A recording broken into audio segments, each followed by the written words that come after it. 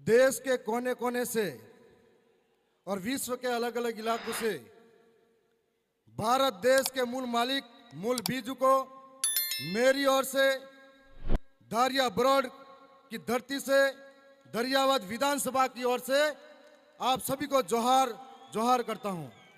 साथ ही मेरे पुरखों को नमन करता हूं। आज से पहले में 3 साल पहले जो झाबुआ के अंदर कार्यक्रम हुआ था, उस कार्यक्रम के अंदर में गया था तो कभी सोचा नहीं था इतना बड़ा मंच मिलेगा। आज इतने बड़े मंच पे बोल रहा हूं तो ये जो भी संभव हुआ, दरियावद विधानसभा की जनता, वहां के कार्यकर्ताओं के त्याग, समर्पण, मेहनत से संभव हुआ। मैं उन सबको दिल से धन्यवाद करता हूं। साथ ही पिछला कार्यक्रम दरियावद के अंदर हुआ था, उस कार्यक्रम को सफल बनाने के लिए वहां के एक एक कार्यकर्ता की मेहनत थी। उन सबको धन्यवाद करता हूं। आज इस मौके पर हम खड़े हैं। मैं हर बार कार्यक्रम में जाता हूं, बहुत बड़े बड़े, मेरे से भी बहुत बड़े बड़े बुद्धिजीवी और वक्ता आते हैं।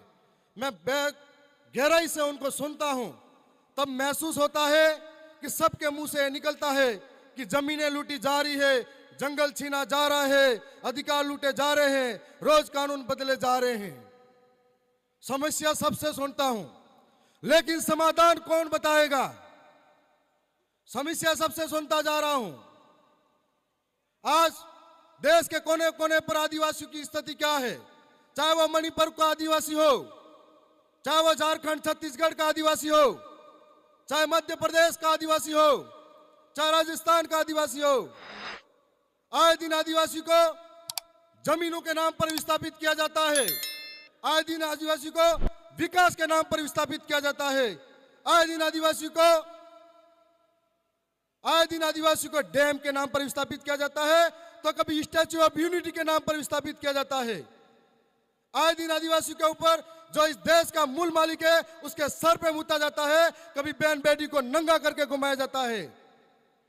लेकिन इस समस्या का समाधान क्या है? क्योंकि हम लोग इस देश के अंदर 11 करोड़ 11% है, लेकिन कई संगठनों में बटे हुए हैं, कई झंडे लेके घूम रहे हैं और छोटे छोटे बातों में बटे हुए हैं। हम लोग पूरे 5 साल तक धरने प्रदर्शन करते हैं, सड़कों पर रहते हैं, संघर्ष करते हैं, लेकिन जब बारी आती है एक होकर ताकत दिखाने की, तब हमारा पाला चेंज कर देते हैं। यही हाल मध्य प्रदेश के अंदर हुआ था, यही हाल गुजरात के अंदर हुआ था। इसलिए हम लोग दर दर की ठोकरें खाने पर मजबूर हैं। मैं राजस्थान से आता हूं।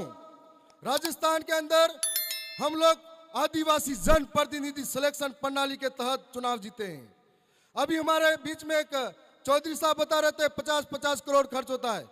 मैं साधारण परिवार का किसान का बेटा, जहां मेरा पिता ये कहता था कि बेटा चुनाव मतलब कपड़े पहनने के पैसे नहीं है, और इस विचारधारा की वजह से मैं विधायक बना हूं, एक एक जनता की वजह से बना हूं कि हमारे वहां पर चुनाव जीतने के बाद में विधानसभा के अंदर यदि हम नहीं बोलते हैं तो हमारे टिकट जनता काट देती है, और कमल कांग्रेस अगर बोलती है तो उनका टिकट हाईकमांड काट देता है।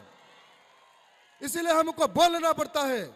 आप सबके बीच में आए हैं, ये बताने के लिए आए हैं कि हमारे साथ इस तरह का व्यवहार होता है। चाहे जंगल लूटे जाए, जमीन छीनी जाए, चाहे हमारे विकास के नाम पर सरकार हमको बेवकूफ बनाती जाए, उसका एक समाधान यह है, हम आर्थिक रूप से कमजोर हैं, सांस्कृतिक रूप से कमजोर हैं, शैक्षणिक रूप से कमजोर हैं। 5 साल सड़कों पे आंदोलन करेंगे, धरना प्रदर्शन करेंगे। इसके लिए हमारी स्वतंत्र आवाज को विधानसभा और सांसद सभा के अंदर भेजना होगा। जो हमारे कानून लूटे जा रहे हैं, उनके लिए टेबल ठपकार के खटकार के बोल सके। चाहे सरकारें कोई भी हो, हमारा आदिवासी के ऊपर जो जुल्म होता है, हम लोग इतनी संख्या में हर रोज इकट्ठे होते हैं, लेकिन दिल्ली के अंदर, जयपुर के अंदर, महाराष्ट्र के मुंबई के अंदर, गुजरात के गांधीनगर के अंदर, भोपाल के अंदर बेरी गूंगी सरकारें हमको कभी नहीं सुनती है, और वो खबरें स्थानीय मीडिया के अंदर दफन हो जाती है। इसके लिए हम लोगों को उस विधानमंडल के अंदर पांव रखना पड़ेगा। आज हमारा मकसद तभी पूरा होगा जब हम लोग कह रहे हैं कि यह सब करना चाहिए, ये समस्या है, वो समस्या है। रोज कानून बदले जा रहे हैं। उन कानून को बदलते कानून के लिए कौन आकर लड़ेगा? जब हम उस कानून को लड़ने के लिए वहां पर मौजूद होंगे तब लड़ पाएंगे। आप सबके बीच में आए हैं। आने वाले समय में राजस्थान का मॉडल अपनाइए। आपको एक मौका देके जा रहे हैं कि एक एक गरीब कि राजस्थान का मॉडल के अंदर राजा का बेटा राजा नहीं बन सकता। आप में से जो काबिलियत रखता है आदिवासी, गरीब, शोषित, पीड़ित, वंचित के लिए लड़ने के लिए, वो राजा बन सकता है। ये आपके अंदर बताने जा रहे हैं। राजस्थान के अंदर एक व्यवस्था के तहत पहली बार पार्टी लेके आ गए। उस पार्टी के अंदर 84 के राजकुमार जी रोज साहब, जो दूसरी बार 70,000 वोटों से जीते, उनके पिता बचपन में ही चले गए थे। साधारण परिवार से हैं। दूसरे आसपुर के अंदर 30,000 वोटों से जीते, उनके पिता गरीब परिवार से हैं।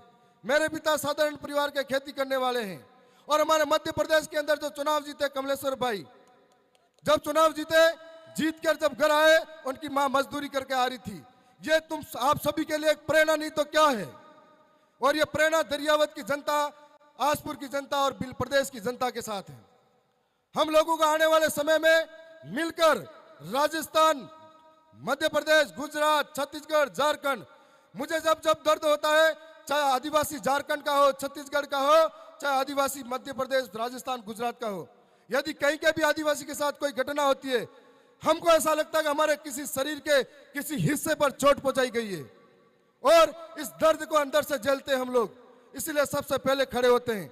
यदि देश के अंदर बड़े बड़े कार्यक्रम हर रोज होते हैं, सारे संगठन, सारे लोग जब भी आदिवासियों के साथ गलत होता है एक साथ सड़कों पे आ जाए, एक साथ बोलने लग जाए, तो कभी आंदोलन करने की जरूरत नहीं पड़ेगी। मैं आप सबके बीच में जो समय दिया है उसके लिए भी धन्यवाद। और मैं इतना ही कहूंगा कि आवाज अपनी दूर तलक छोड़ जाऊंगा, आवाज अपनी दूर तलक छोड़ जाऊंगा। खामोशी की बेमौत गवारा नहीं मुझे, शीशा हो में टूट भी गया तो अपनी खनक छोड़ जाऊंगा। आप सबको बहुत बहुत धन्यवाद। जय जवाहर, जय आदिवासी, जय भील प्रदेश।